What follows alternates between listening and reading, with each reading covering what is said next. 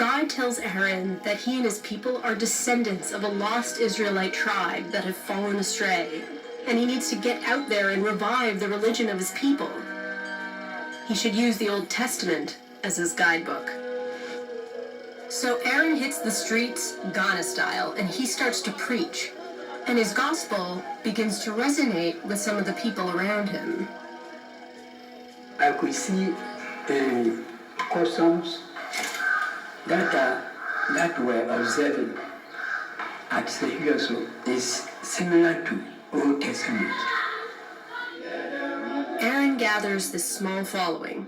They call themselves the House of Israel, and they devote themselves day in and day out to studying this new religion. They keep their worshiping on the down low, meeting at each other's houses and in empty classrooms like this one. Back then, there was no contact with Jewish people. We based only on the Bible, the following. In a sense, the Sefwis build a Judaism from scratch. But their new belief system starts to raise some issues with the surrounding community. Christians have covered all the country, and somebody has come to condemn Jesus. Jesus is not the Messiah or the Savior, only one God. At first, the elders face persecution and violence for their beliefs. Some are even jailed for defending themselves against their Christian neighbors. Over time, tolerance of the House of Israel does grow, but it becomes clear, if the House of Israel is going to be taken seriously, they're going to need support from other Jews. Well, Aaron ends up finding the address of a Jewish organization in the local newspaper.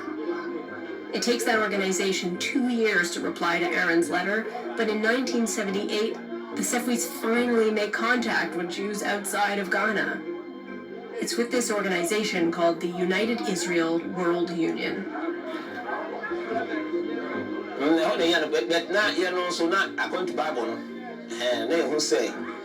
Jews no piaskata well at the long round so we born but now you nya sound ideas no but go for no e buy no contact here no na e nya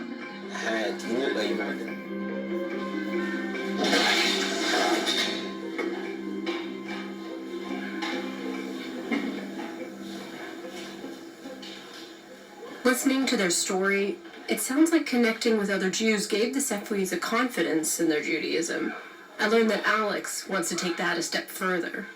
Conversion is a process whereby a pt3 asks the congregant about Judaism, and if they answers that, they will prove to the pt3 to know that this person is fully prepared to be a Jew.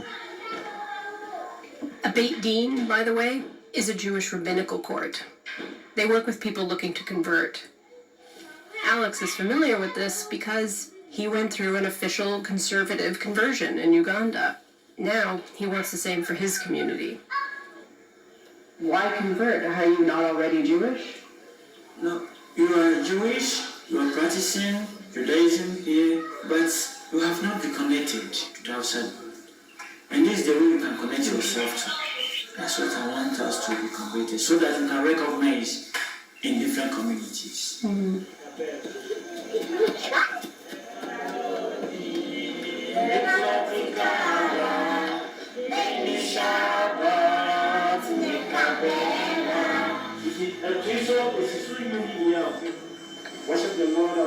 I can understand Alex's desire for recognition, but the Sefwis converting feels to me like that's saying their Judaism isn't enough. But I'm looking at them and I'm thinking they're way more Jewish than I am. So who's the authority on these things? And why do we need their approval? I take these questions to the head of conversion of the Orthodox Rabbinical Court in Toronto. His name is Rabbi Vail. In my mind, the Orthodox have the strictest boundaries on Judaism. So what would they think of the Sefwis?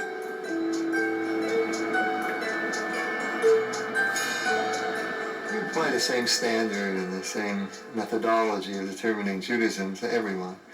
We'll speak to you, get some sense of your background. We'll speak to someone who knows you, or someone knows your family, And if it all seems to fit, then, the person, the rabbi, whoever it is, will verify your Jewishness. If you're a person living in Africa, it's the same process. It doesn't matter who you are. There's no presumption that one person is more Jewish. That being said, when you have one of these lost tribes, I think the word lost is the key to it, that you have a break in the chain, and that makes it difficult to authenticate their Jewishness. It's very possible for one of the lost tribes to have had contact with Jewish or Christian missionaries, let's say Christian missionaries or Jews, 100 years ago, 200 years ago, 400 years ago, and that they took on some traditions, but they never actually converted. If you don't fit into the rules, you're going to have people that, it becomes watered down. I see what Rabbi Vail is saying about a potential break in the chain. Still, I think people who don't fit a mainstream idea of what a Jew looks like hold a burden of proof that people like me don't face. To dig deeper into this, I pay a visit to Mani Shtana. He's this great Orthodox author, activist, and, well, he says it the best. I talk about being black, I talk about being Jewish, I talk about being black and Jewish, I talk about being Jewish and black, which would be, those are two slightly different things. Why are these identities seemingly at odds? It's a combination of, one, the media, where the only kind of Jew you see portrayed is sort of the Barbra Streisand, Woody Allen, Jerry Seinfeld kind of Jew. It's also a little bit of cognitive dissonance. Judaism is somehow not black. So all those things sort of coagulate into this weird collective consciousness where they believe, oh, Jew equals white for some reason. Well, I'm curious about this idea of re-emerging communities. What does that mean, re-emerging? They were always there. It's like Columbus discovering America. Like, you just found them. They're not re-emerging. They're not emerging from anywhere. They're right where they were, practicing how they practice. Like, last I checked, no one has like a genealogy book in their back pocket, like tracing all the way back like one of the 12 tribes. No one has that. What about the people who have more open boundaries around the Jewish identity, like the Reform movement? I pay a visit to Rabbi Lisa Grushko. She's the senior rabbi at the synagogue where yours truly had her bat mitzvah.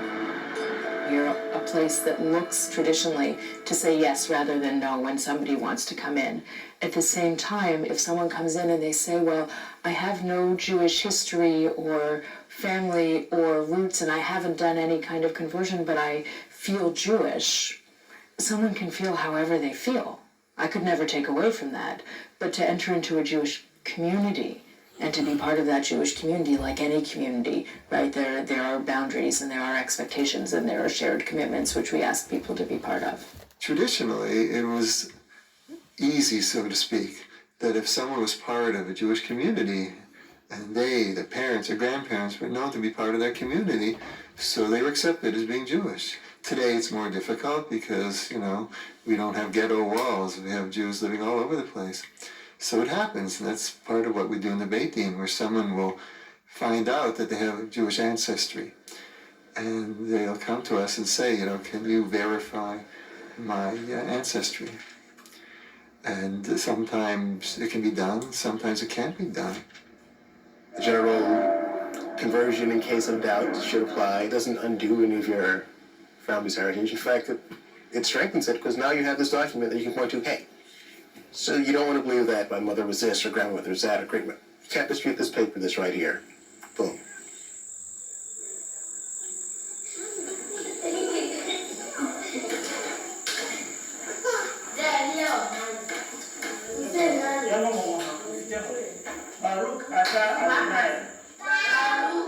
My community don't know the Hebrew, and it's not easy to teach them.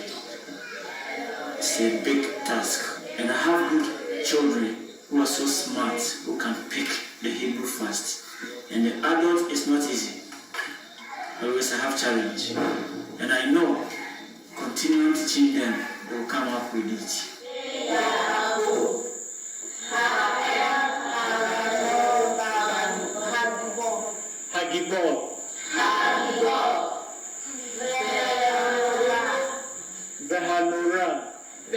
For a person going through conversion, one of the requirements is they have to be part of a synagogue community.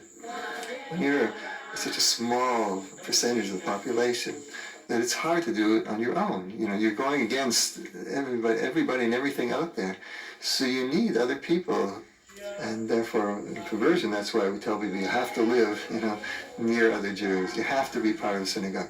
You have to have a rabbinic sponsor. You have to have mentors. You have to have teachers. Magen Abraham. Magen Abraham. Umoshia. Umaki. Umagi. Baruch Ata Adonai. Baruch Ata Adonai. Baruch Ata Adonai. Baruch Ata Adonai. Magen Abraham. Magen Abraham. Magen Abraham. Magen Abraham. My name is Rahel. I am 11 years old. I have two visions, to be a medical doctor or to be a newscaster. That's why I love English and science. Some people also say about me that I know how to speak English and know this, so I'm so interested in it. I have 8 sisters and 4 brothers. I am black in complexion, and I'm so small. I think when I and my friends are walking, I'm the tiny one in them. As for me, I have a lot of friends. Anywhere I go, a lot of people know me. I live vet, I live vet, give modality. Rahel is one of Alex's most promising students. Daddy go fresh, sing, ta. And what do you think about Alex as a teacher? Some teachers, when their kids said, go back, please, they won't go back. They will just insult you. So as for how Alex is not like that. He's so patient. When he said, I would say he's most patient.